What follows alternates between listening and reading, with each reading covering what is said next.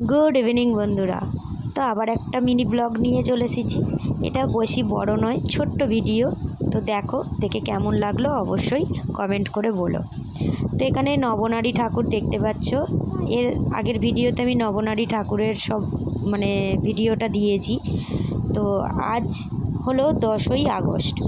তো খুবই ভালো দিনটা। রাত্রিরে মাসির বাড়িতে গেছি ঠাকুর দেখতে। তো পরের দিনকে এই ঠাকুরটাই বিসর্জন হবে। রাম ঠাকুর হাওড়ার বিখ্যাত রাম ঠাকুর বিসর্জনের দিন এই ঠাকুরটাই বিসর্জন হবে।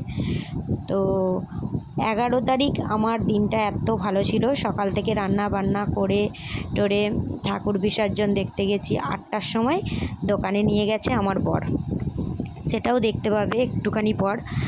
আর তারপরেই আমাকে বলল যে কি নেবে বলো এবারের অ্যানিভার্সারিতে। আমি বলেছিলাম কিছুই নেব